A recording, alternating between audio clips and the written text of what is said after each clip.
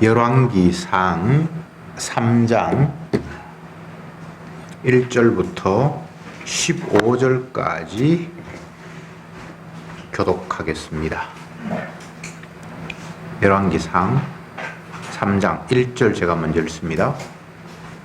솔로몬이 애굽왕 바로로 더불어 인연을 맺어 그 딸을 취하고 데려다가 다윗성에 두고 자기의 궁과 여호와의 전과 예루살렘 주위의 성이 피력되기를 기다리니라. 그때까지 여호와의 이름을 위하여 전을 아직 건축하지 아니하였으므로 백성들이 산당에서 제사하며 솔로몬이 여호와를 사랑하고 그 부친 다윗의 법도를 행하되 오히려 산당에서 제사하며 분향하였더라. 이에 왕이 제사하러 기본으로 하니 그는 산당에 계니라. 솔로몬이 그 밤에 1,000번제를 드렸더니 기브온에서 밤에 여호와께서 솔로몬의 꿈에 나타나시니라. 하나님이 이르시되 내가 네게 무엇을 줄꼬 너는 구하라. 솔로몬이 이르되 주의 종 위에 아비 다윗이 성실과 공의와 정직한 마음으로 정확하게 주의 앞에서 행함으로 주께서 저에게 큰 은혜를 베푸셨고 주께서도 저를 위하여 이 큰 은혜를 예비하시고 오늘과 같이 저희 위에 앉을 아들을 저에게 주셨나이다. 나의 하나님 여호와여, 주께서 종의 아비 다윗을 대신하여 왕이 되게 하셨사오나 종은 작은 아이라 출입할 줄 알지 못하고 주의 백성들 가운데 일하니라. 주의는 큰 백성이라 수가 많아서 셀 수 없고 기록할 수도 없사오니 누가 주의 이 많은 백성을 재판할 수 있사오리까? 지혜로운 마음을 종에게 주사 주의 백성을 재판하여 선악을 분별하게 하옵소서. 솔로몬이 이것을 보아하니 그 말씀이 주의 마음에 맞은지라. 이에 하나님이 저에게 이르시되 네가 이것을 구하도다. 자기를 위하여 수도 구하지 아니하며 부도 구하지 아니하며 자기의 원수의 생명 멸하기도 구하지 아니하고 오직 송사를 듣고 분별하는 지혜를 구하였은즉 내가 네 말을 구하여 그에게 지혜롭고 총명한 마음을 주니 너희 전에도 너와 같은 자가 없었거니와 너희 후에도 너와 같은 자가 일어남이 없으리라. 내가 또 너의 구하지 아니한 부와 영광도 네게 주리니 네 평생의 열왕 중에 너와 같은 자가 없을 것이라. 너가 만일 내 아비 다윗의 행함같이 내 길로 행하며 내 법도와 명령을 지키며 내가 또 내 나를 빌게 하리라. 솔로몬이 깨어보니 꿈이더라. 이에 예루살렘에 이르러 여호와의 언약궤 앞에 서서 번제와 수번제를 드리고 모든 신복을 위하여 잔치를 하였더라. 아멘. 솔로몬이 하나님 앞에 1,000번제를 드렸고 하나님께서 꿈에 나타나셔서 네가 요구하는 바가 무엇인가를 물었고 솔로몬은 내가 부족하고 무능하니까 하나님께서 지혜를 주셔서 이 이스라엘 백성들을 잘 다스릴 수 있도록 해달라고 요청했고 하나님은 그것을 기뻐하셔서 그에게 지혜를 주신 뿐만 아니라 다른 부와 영광과 존귀도 주셨다. 이런 내용들을 본문이 기록하고 있습니다. 이런 본문을 보면 당장 우리가 드는 생각이 나도 솔로몬처럼 이렇게 해서 하나님 앞에 받으리라 뭐 이런 그 마음들을 갖게 되죠. 그게 성경을 오해하는 가장 대표적인 모습입니다. 한나 이야기하면 한나가 기도해서 하나님 앞에 없는 아들을 얻었다. 또 솔로몬은 1,000번제를 하나님 앞에 정성을 들여서 이 세상에 가장 존귀한 왕이 되었다. 뭐 이런 식의 해석을 하니까 종교적인 모습이 여기서 이제 많이 연출이 되죠. 저도 어릴 때 교회 다니면서 1,000번제 목사가 이제 그런 거 해가지고 새벽에 1,000일 매일 또 헌금 1,000원씩 이제 봉투 이렇게 넣어서 하고 이런 사람들을 많이 봤습니다. 그게 이제 솔로몬의 흉내를 내는 거죠. 솔로몬의 1,000번제는 1,000번 번제 들었다는 게 아닙니다.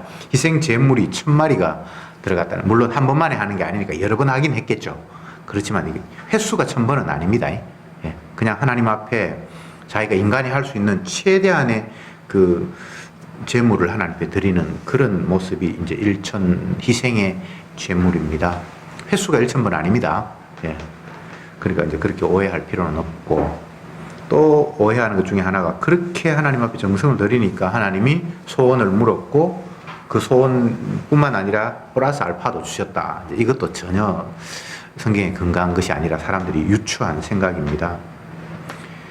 이 솔로몬의 일천번제 요걸 이제 보기 이전에 앞부분에 보면 1절에 솔로몬이 애굽왕 바로와 더불어 인연을 맺어 그 딸을 취하여 데려다가 다윗성에 두고 이렇게 이제 이야기가 나왔죠.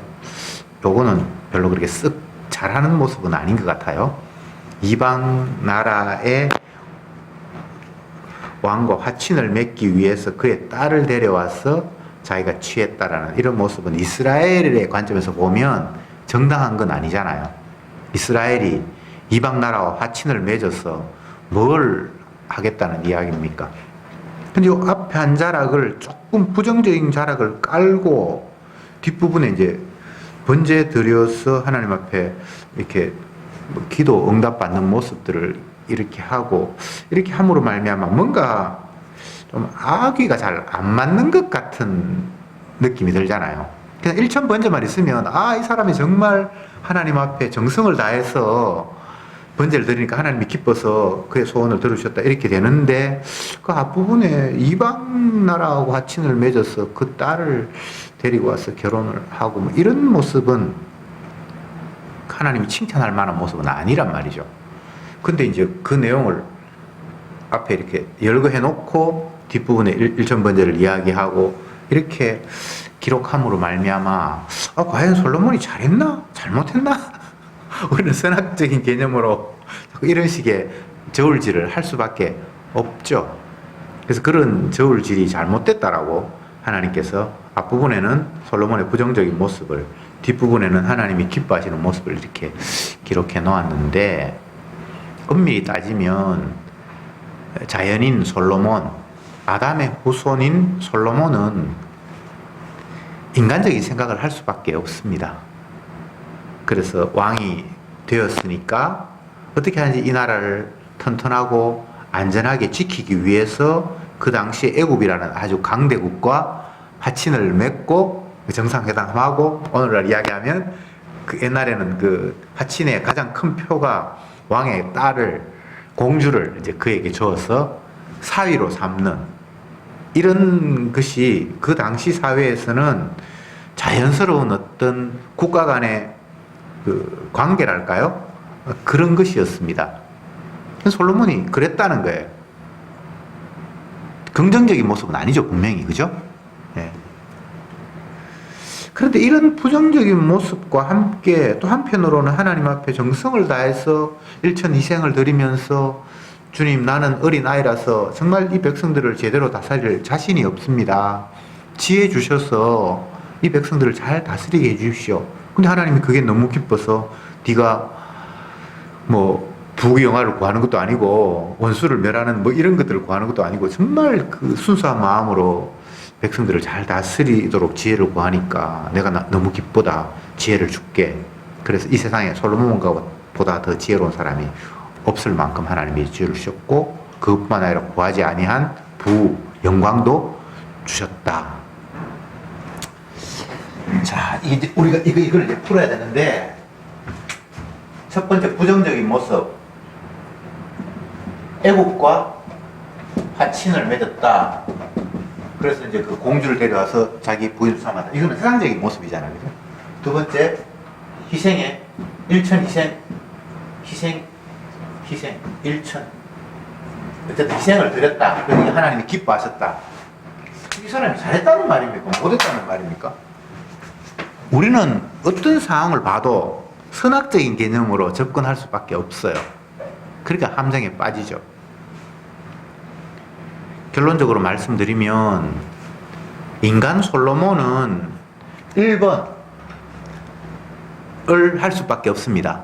왕이 됐으니까 어떻게 하든지 이 나라 안전하게, 아버지는 나라를 굉장히 번성하게 만들었고 물론 아버지가 한 나라의 왕이 되기 위해서는 엄청난 고통을 겪고 사울 왕의 미움을 받고 뭐 이런 걸 다 봤을 것 아니에요. 그런데 들컥 형이 왕이 되려고 하다가 결국은 아버지 앞에 잘리고 자기가 또 죽여버리고 이렇게 겨우겨우 이제 왕이 됐는데 인간적인 입장에서 얼마나 조마조마했겠습니까? 그러니까 그가 궁리해낸 것이 하나님 앞에 지혜를 구하는 게 먼저가 아니고 인간적으로 애굽 강한 나라하고 화친을 맺어서 든든한 백그라운드를 먼저 마련한 거예요. 이게 아담의 모습이에요.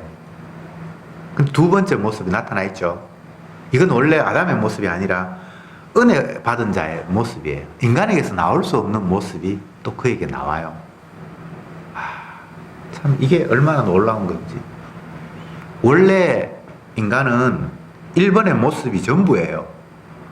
그런데 기적적으로 2번의 모습이 그에게 있다는 것 자체가 주님의 개입이고 긍휼의 입힘이고 사랑이에요. 1번의 모습은 뭐 이거는 우리가 평소에 늘 나오는 거니까 기적도 아니고 뭐 어떤 사람도 1번의 모습이 안 나올 수가 없어요. 은혜 받은 바울이나 뭐 베드로나 뭐 누가 뭐 다윗 모든 인간이 다 1번의 모습은 수시로 그냥 나오는 거예요. 그건 이상한 게 아니에요. 근데 2번의 모습이 있느냐? 이게 중요한 거예요. 1번의 모습은 죄악된 나의 모습. 2번의 모습은 은사를 주신 주님의 사랑의 모습이 그게 이제 담겨 있다. 이렇게 이제 먼저 딱 정리를 해놓고 솔로몬이 뭐 잘해서 봤다 이런 거 아닙니다. 예, 잘한 인간 아무도 없어요. 그냥 앞부분에 인간적인 모습을 먼저 탁 걸쳐놨어요. 성경에. 이걸 놓치면 안 돼요. 이것과 이것을 분리시켜도 안 돼요. 인간은 이런 자예요. 하나님의 은혜로 왕이 되었지만 그가 첫 번째 한 행동은 이방 나라하고 화친해서 이방 여인을 아내로 맞이하는, 이게 자기의 인간적인 생각으로는 그게 가장 나라를, 이스라엘 백성들을 아끼고 사랑하는 모습이고 내가 왕으로서 제대로 통치할 수 있는 모습이라고 아무리 머리를 굴려도 그 이상의 머리는 안 나오는 것, 이게 1번이에요. 이걸 탓하지 맙시다. 누구나 다 그렇습니다. 인간은 나라를 사랑하지 않았어가 아닙니다. 지가 여인을 탐했어가 아닙니다. 정말 이 막중한 왕으로서의 사명을 나도 모르게 그냥 갑자기 응급결에 받았어요. 그리고 얼마나 걱정이 됐겠어요. 그래서 뭐 궁리하고 생각한 게 첫 번째가 이런 모습이에요. 그렇게 되어서 만약 평생을 그 모습으로 살았다면 성경에 솔로몬이 기록될 이유가 없겠죠. 그런데 또 희한하게 하나님 앞에 매달려서 주님 나는 아이고 아무것도 할 줄 모릅니다. 근데 이 엄청난 일을 하나님이 내게 맡겨주셨잖아요. 어떻게 하면 좋겠습니까? 라고 그렇게 부르짖는 모습이 또 나타났습니다. 이게 지금 은혜입니다. 희생제사를 드리게 하고 하나님 앞에 구하게 된 것이 은혜입니다. 그러면 솔로몬에게 이런 마음을 주신 것 자체가 주님이거든요. 그러니까 솔로몬이 잘해서 뭔가 받았다라고 말하지 말고 하나님이 이 솔로몬의 인생을 자기가 원하는 대로 끌고 가기 위해서 그런 마음을 주셨다라고 해야 정답이겠죠. 그래서 우리가 뭐 솔로몬처럼 하나님 앞에 이쁨 받으면 내가 원하지 않는 것 플러스 알파도 받을 것이다, 이런 생각은 그건 전혀 성경적인 근거가 아닙니다. 이게 마귀의 장난입니다. 내 마음마저도 주님이 주관하시고, 한나가 기도했을 때 그 기도가 자기가 원해서 된 기도가 아니에요. 이스라엘 백성들이 사사시대에 썩어 빠져서 엉망진창이 되었을 때에 제사장이고 뭐고 완전히 나라가 개판이 되었고 하나님은 없고 각자 지 속에는 옳은 대로 행하는 그런 시대에 하나님이 한나라는 한 아기 못 낳는 여인을 들어서 그에게 기적적으로 아기를 주셔서 그 썩어 빠진 이스라엘에 새 우음이 돋도록 하는 그 사무엘의 탄생을 하나님이 계획하셨기 때문에 한나는 그런 기도를 했고, 그리고 아기도 못 낳는 그 여인에게서 아기가 태어나게 했고, 태어나자마자 어릴 때는, 젖먹일 때는 키웠지만 이제 스스로 독립할 때가 되어서는 성전에 갖다 바치고, 이 모든 것들이 그의 신앙이라기보다는 하나님께서 그 사무엘이라는 생명, 썩어 빠진 이스라엘의 새순이 돋게 하기 위한 주님의 계획이 있었기 때문에 그는 그렇게 기도하게 되었고 주셨고 하나님 앞에 바쳤고 이런 거예요. 그래서 하나처럼 기도하면 뭐 애도 못 낳는데 애 받는다 그런 덩식을 만들면 안 돼요. 기도시킨 분도 하나님, 응답하신 분도 하나님, 시작하신 분도 하나님, 끝내시는 분도 하나님. 인간은 거기에 소용되는 그냥 그 배우들입니다. 그게 그냥 끌려가서 주님의 일을 하는 역할을 맡았을 뿐입니다.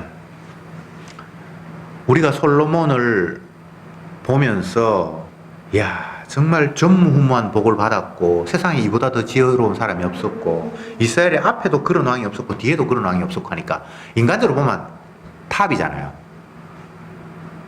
부귀 영화도 솔로몬만큼 누린 사람이 없었고 그 지혜도 솔로몬만한 사람이 없었고 성경에 그렇게 이해가셨으니까 우리는 그게 그냥 탐이 나는 거예요. 그래서 추적을 해보니까 하나님 앞에 정성을 들여서 1,000번째를 드렸다. 나도 하면 되겠다. 이게 얼마나 웃기는 이야기입니까? 솔로몬이 하나님 앞에 지혜를 받았고 전무후무한 부와 영예를 누렸는데 그의 삶이 행복했을까요? 인간적으로? 전혀 그렇지 않습니다. 예. 우리는 부귀 영화 뭐 받으면 지혜 받으면 행복할 것 같은데 인간적으로 보면 행복한 게 아니에요. 하나님 앞에 끌려가는 인생은 자기의 죄가 노출되고 하나님께서 철저히 죄를 노출하시고 그 가운데 인간에게서 나올 수 없는 주님의 은혜가 꽃피면서 주님을 영화롭게 하는 그런 모습들이 같이 피어나요. 그래서 육의 관점에서 보면 힘들어요. 굉장히 어렵고 고통스러워요. 솔로몬이 수많은 여인을 거느렸고 뭐 빈이 뭐 몇 천이고 뭐 비가 얼마고 막 쫙 나오는데 그거 행복하지 않아요. 부인 많으면 행복할까죠? 그거 전혀 아닙니다. 2명만 돼도 질투하고 시기 하는데 몇천 명이 되면 그게 얼마나 그게 힘들었겠어요. 나중에 보면 남의 나라에서 막 공주 데려와서 그 공주가 힘이 세고 나중에 이제 부인이 되니까 힘이 세고 하니까 부인 명의로 하나씩 산당을 막 지어줘요. 나중에는 하나님의 성전 아버지의 명을 받아서 지어놓은 예루살렘 성전 그 안에 부인의 산당도 만들어줘요. 얼마나 부인의 입김이 셌으면 마누라의 등살에 못 이겨서 결코 행복한 건 아닙니다. 행복하다 말다라는 그런 관점으로 성도의 인생을 보는 것 자체가 문제예요. 그건 전혀 아니에요. 주님이 자기 일 하시기 위해서 어떤 사람을 불러서 자기 영광을 위해서 그냥 활용하는데 솔로몬은 그렇게 활용이 된 것 뿐이에요. 저 여러분도 마찬가지입니다. 내 행복, 내 자녀의 미래 행복, 그런 거는 마귀가 하는 이야기예요. 뭐가 행복입니까? 주님 앞에 부름받아서 죄밖에 나올 수 없는 나에게 주님의 은혜가 입혀서 주님의 은혜도 내게 나왔다라면 그는 이미 모든 걸 다 받은 사람이에요. 내게서 도저히 나올 수 없는 게 나왔다. 그건 주님의 긍휼이. 신약으로 이야기하면 예수님의 보혈의 피가 나를 덮은 거예요. 그렇지 않으면 그냥 1번만 나오지 2번은 절대 안 나오거든요. 믿음은 하나님이 주신 선물이다 이렇게 말하고 있잖아요. 바울이. 그러니까 하나님이 주신 선물이라는 말, 그 다른 말로 하면 은사인데 은사라는 것은 아담의 몸에서는 나올 수가 없는 거예요. 주님이 개입하셨기 때문에 주님의 것이 나온 거잖아요. 주님의 것이 나왔다면 이미 주님의 것이 된 사람이에요. 성도예요. 그 성도가 됐다는 것은 모든 것을 다 얻은 겁니다. 주님, 나를 거지 나사로로 인도하실 것입니까? 뭐 아브라함으로 인도하실 것입니까? 이런 거 물을 필요 없어요.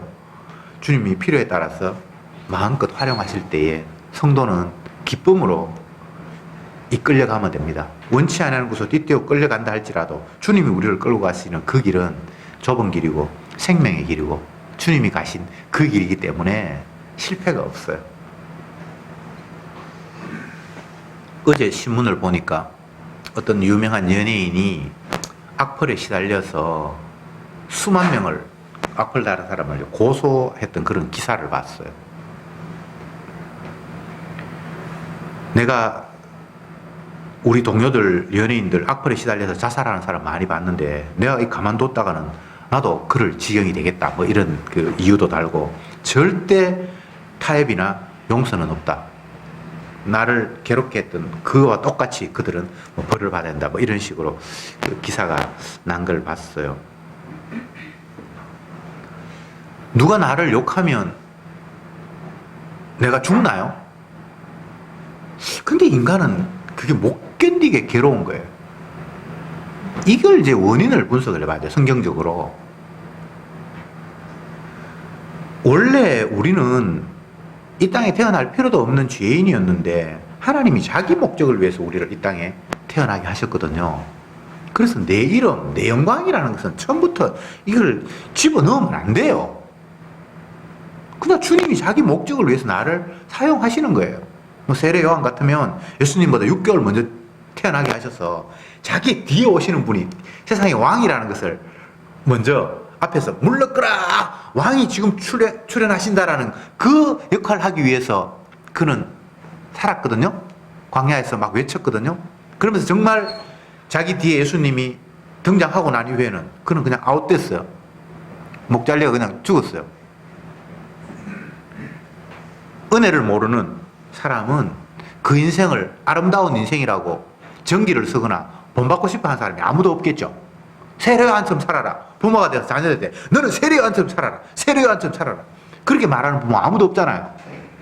근데 예수님은 여자가 낳은 자 중에 세례요한보다 더 큰 이가 없다. 왜 그런 예수님의 평가에 우리가 당황을 합니까? 뭔가를 지금 착각하고 있는 거예요. 인생을. 내가 하나님 앞에 뭔가 잘하면 내 인생이 찬란할 것 같고 내가 원하는 뭐 삶이 이루어질 것 같고 막 이런 식의 상상을 하는 거예요. 그거 완전 망상이에요. 피조물은 주님의 자기 영광을 위해서 주님께서 보내셨고 주님께서 활용하시고 때가 되면 주님이 불러가시는 거예요. 누가 나를 욕한다고 해서 내가 기분 나빠할 이유도 없고 다윗이 아들 압살롬의 반역으로 쫓겨서 요단강을 건너서 도망을 갈 때에 시므이라는 사람이 나타나서 막 저주하고 네가 옛날 사울 왕의 왕권을 빼앗더니만 이제 꼴 좋다 아들한테 빼앗기구나 하면서 온갖 저주를 다 했을 때에 다윗을 따라다니던 신하들이 저 교만한 자를 죽입시다 그러니까 냅둬라. 하나님이 저를 통해서 나를 욕하게 하셨으면 내가 욕 들어야지. 내가 뭐 왕이라고 해서 백성들한테 욕 못 들어야 될 이유가 뭐 있는데? 주님이 욕하게 하지 않았으면 저 사람이 저렇게 입 벌려서 욕 안 한다. 하나도 그게 문제가 되지 않는 거예요. 물론 은혜가 임하니까 그런 생각이 들죠, 그죠? 은혜가 임하지 않으면 이 금방진 놈이 하면서 벌써 죽었을 거예요, 그죠? 지금 열왕기 3장에서 솔로몬이라는 인물을 우리가 생각해 보는데 그가 하나님 앞에 일천번제를 드려서 하나님의 마음이 협족해서 그가 구한 지혜뿐만 아니라 부와 영광도 받았다. 이렇게 읽혀질 수가 있는데 결코 그게 아니라는 걸 제가 지금까지 계속 말씀을 드렸습니다. 만약 그게 맞다면 솔로몬이 일천번제를 드리기에 앞서서 1절부터 2절까지 나타난 그 모습, 애국과 화친을 맺어서 애국의 공주를 데려와서 자기 아내로 삼았다. 이건 하나님 앞에 칭찬될 일이 아니잖아요.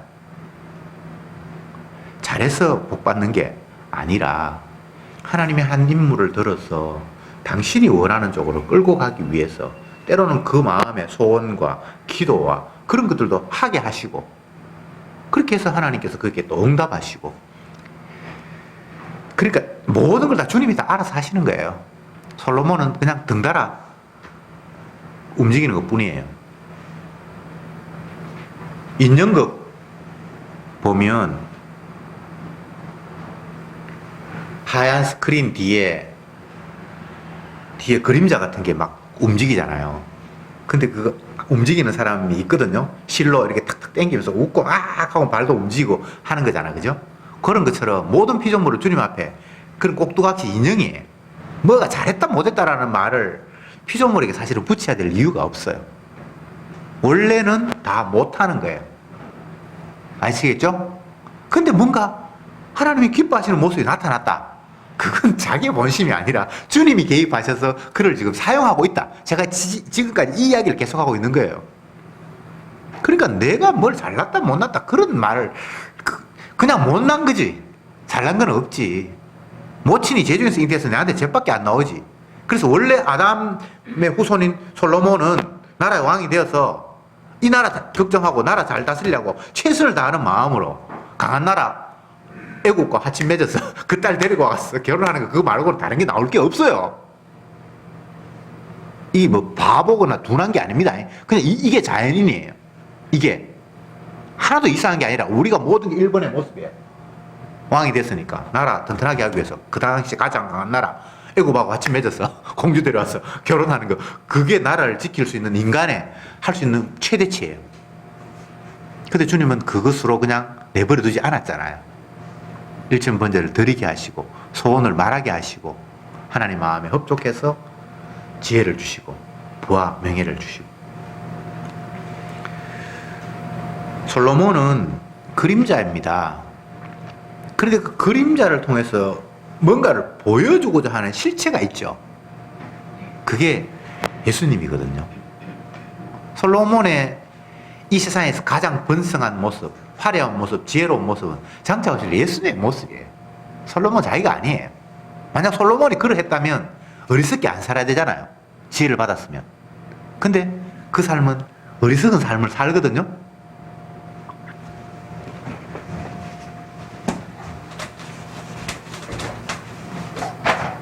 솔로몬이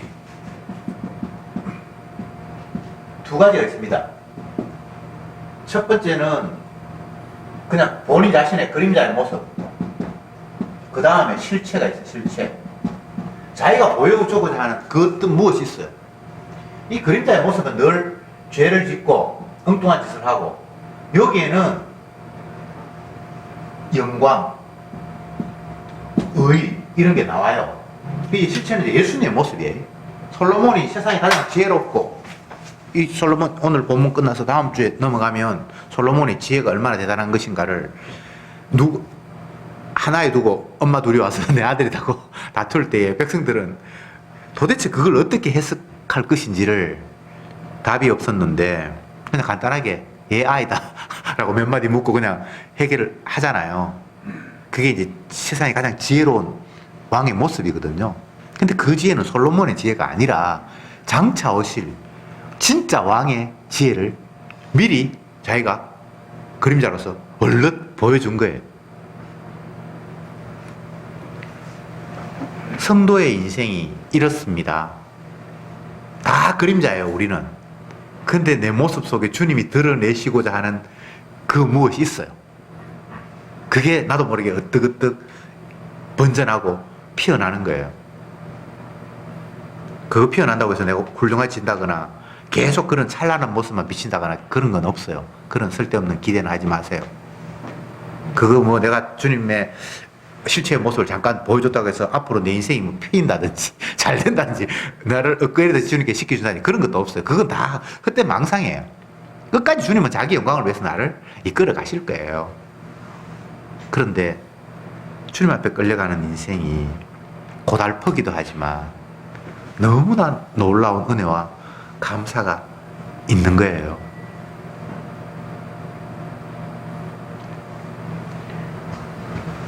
지혜를 구했다. 근데 하나님이 10절에 한번 보세요. 솔로몬이 이것을 구하매 9절에 누가 주의 이 많은 백성을 재판할 수 있사오리이까 지혜로운 마음을 종에게 주사 주의 백성을 재판하여 선악을 분별하게 하옵소서. 솔로몬이 이것을 구하며 그 말씀이 주의 마음에 맞은지라. 주의 마음에 맞은지라 이런 표현들이 다윗에게도 해당해요. 이세 아들 다윗을 만나니 내 마음에 합한 자라 이런 말이 있죠. 그죠? 이게 이 사람이 훌륭해서가 아니에요. 주님께서 그를 통해서 장차 오실 메시아를 끄집어내야 되니까 그런 기쁜 마음을 주신 거예요. 진짜 기쁜 마음은 세례 요한에게 세례를 받으시는 예수님에게 하늘에서 비둘기가 내려와서 성령이 그에게 임하고 이는 내 사랑하는 아들이라. 진짜 주님이 기뻐하시는, 아버지가 기뻐하시는 아들은 고 예수님이거든요. 아시겠습니까? 그런 모습을 보여주기 위해서 미리 다윗, 솔로몬 이런 사람들이 내 마음에 합하다고 주님께서 이야기를 하는데 그 얼른거리는 그 그림자의 모습 속에 장차 오실 예수님의 온전함이 담겨 있는 거예요. 이 사람이 온전한 게 아닙니다. 만약 이 사람이 온전하다면 죄 안 지어야죠. 그런 모습이 아닙니다. 예, 그래서 누가 한 인물을 배우려고 한다거나 그 사람을 본받는다거나 이런 발상은 전혀 성경적이지 않습니다. 모든 인간은 죄인이에요. 죄인은 본받을 거 없어요. 근데 그 죄인의 모습 속에 주님이 담아내시고자 하는 장차 오실 예수의 모습이 어떤 보일 때 그 사람의 모습이라고 보지 말고 예수님의 모습을 보면 돼요. 그래서 사람을 볼 필요가 없다. 노아라는 인물을 보면 노아는 의인이요 당시에 완전한 자라 성경이 이렇게 표현해놨어요. 근데 완전한 자에 대한 기대가 있었는데 방주에서 나오고부터 술 취해가지고 뭐 며느리 앞에 다 벌거벗고 이 완전한 자가 왜 이럴까? 우리가 이런 착각을 하잖아요. 그렇죠, 그죠? 이 이야기가 그 이야기란 말이에요. 그 인간에게서 나올 수 없는 게 나왔던 거예요. 그게 장차 오실 예수님의 모습이고 그 인간은 여전히 술 취해서 벌거벗고 엉뚱한 짓 하는 솔로몬 같으면 뭐 애굽의 왕에게 찾아가서 화친을 맺고 이런 모습이라 이 말입니다. 예.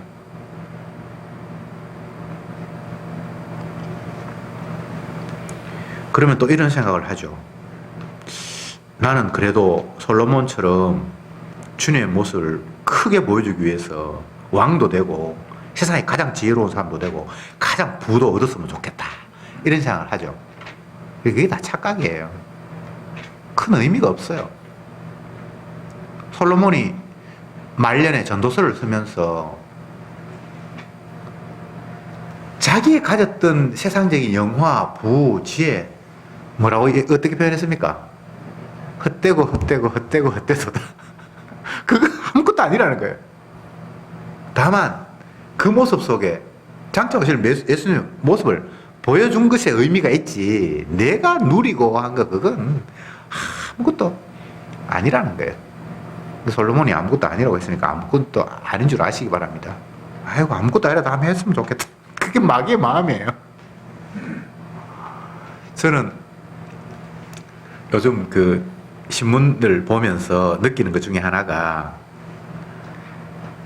좀 세상에서 이름도 없고 부도 없고 이런 사람들이 그냥 사람들이 가만두지는 않는구나.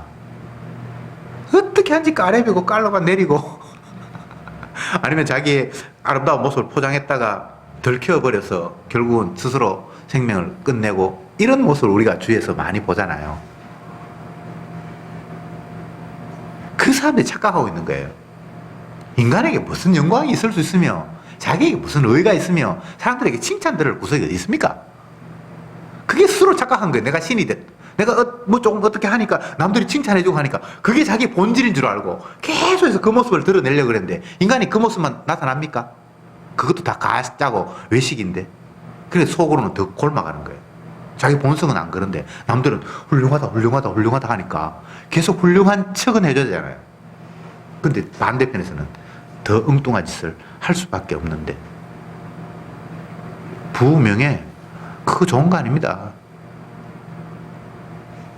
주님의 필요에 따라서 그냥 주실 뿐이고 그것이 내게 주어지면 그것 때문에 무척 피곤해요.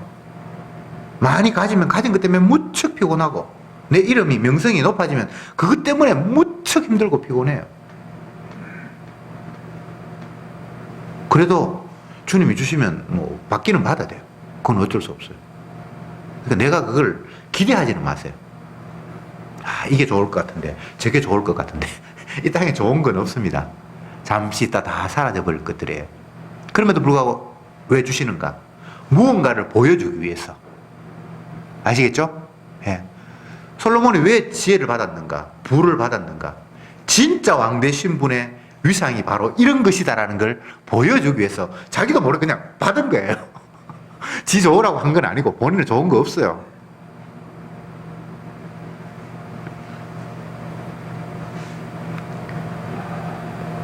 예수님은 진짜 왕이에요. 창조주예요. 그러면 솔로몬이 보여줬던 것처럼 지혜, 명예, 부가 다 있어야 되면 예수님처럼 그런 삶을 살다가 끝나면 안 될 것 같다는 생각이 안 듭니까? 솔로몬이 장차 오실 왕의 모습을 보여준 그림자 역할을 했는데 실체가 왔는데 실체의 모습이 부귀도 영화도 뭐 권능도 아무것도 없는 거예요.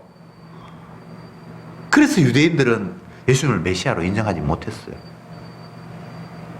그 솔로몬을 통해서 장차하실 왕의 모습을 그들은 꿈꿨잖아요. 그렇잖아요. 다윗을 통해서 장차오실 왕의 모습을 꿈꿨거든요. 그런데 정작 자기가 왕이라고 하나님으로부터 이 땅에 보내서 왔다고 메시아라고 이야기하는 모습이 너무너무 초라한 거예요. 그러니까 이게 인간의 입장에서 그를 왕으로 인정할 수가 없었던 거예요. 요 이야기 속에서 우리가 찾아야 될 것은 인간이 바라볼 수 있는 시선의 한계예요. 인간은 영광이라고 하니까 삐까뻔쩍 휘황찬란한 것만을 영광으로 생각하잖아요. 근데 주님은 진짜 영광을 받으신 분이거든요. 십자가에 피 흘려 죽으심으로 아버지가 자기 백성의 죄를 아들에게 뒤집어 씌워서 백성의 죄를 담당하고 죽으신 그 예수님의 모습 속에 오만 영광이 사실은 다 있는 거예요. 이거는 주님의 은혜가 아니면 그 십자가에 못 박아 죽으시는 예수님의 모습 속에 솔로몬의 영광을 절대 볼 수가 없어요. 고운 모양도 없고 아름다운 풍채도 없고 흠모할 만한 아무것도 없는데 그 모습 속에 아버지의 영광이 찬란한 영광이 다 있는 거예요. 여러분, 외형적인 영광과 실제적인 영광은 이렇게 차이가 납니다. 성도의 영광은 세상 그 모든 것을 다 합쳐도 만들어낼 수가 없어요. 이 세상에 영광스러운 사람 중에 어떤 사람이 있죠? 여러분 한번 생각해보죠. 뭐 부로 이야기하면 요즘 누가 제일 빌 게이츠가 제일 많나?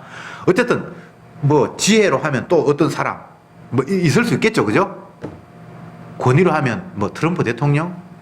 세상에 어떤 권력이든 돈이든 지혜든 명성이든 한번 여러분 갖다 상상해 보십시오. 그거 그냥 아름답습니까? 좋습니까? 성도의 눈에는 결코 그게 좋게 보일 수가 없죠. 다 헛짓하고 있다. 마귀의 종로로 사면서 깜짝대고 있고.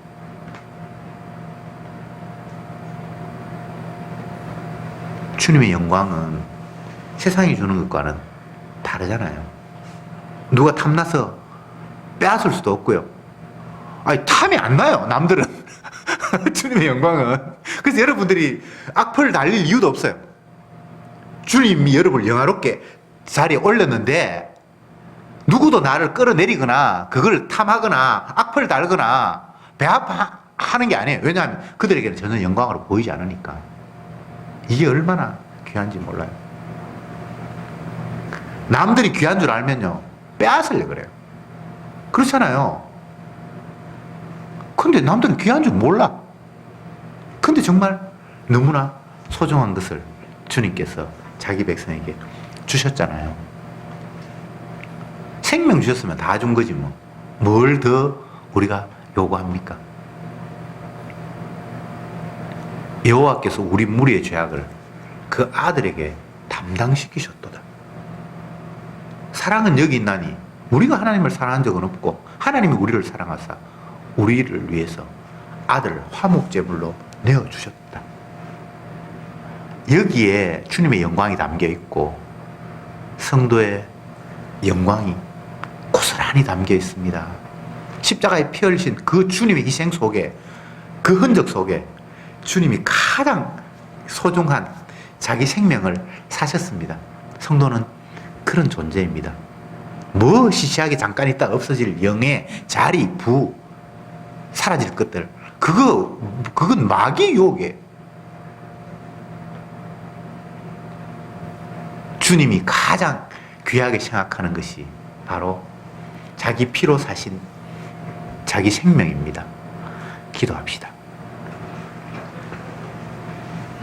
주님, 감사합니다. 이 시간도 솔로몬의 삶을 통해서 다시 한번 예수님의 일하심, 주님의 영광을 생각해 보았습니다. 우리가 하나님 앞에 이쁨 받아서 내가 원하는 걸 따내겠다라는 이런 어리석은 발상들을 날마다 우리는 피워냅니다. 이것이 얼마나 하나님을 욕되게 하는 것인가를 또 생각해 보았습니다. 주여, 죄밖에 나오지 않는 저들에게 주님의 것을 담아서 주님의 선물을 비춰내기를 원하셨던 주님, 도저히 내게서 나올 수 없는 그 주님의 것이 저들에게 피어나게 하시니 참으로 감사합니다. 나는 죽고 내 속에서 예수 그리스도가 온전히 살아나는 그 삶을 날마다 즐기며 기뻐하며 찬송하는 저들이 되게 해 주옵소서. 주님의 것이 담겼다라는 것, 그것만으로 모든 것을 다 얻었음을 깨닫게 하옵소서. 헛된 세상 것, 잠시 있다 사라져버릴 그림자 같은 것들에 마음 빼앗기지 않도록 주여 저들의 마음을 주관해 주옵소서. 예수님의 이름으로 기도드립니다. 아멘.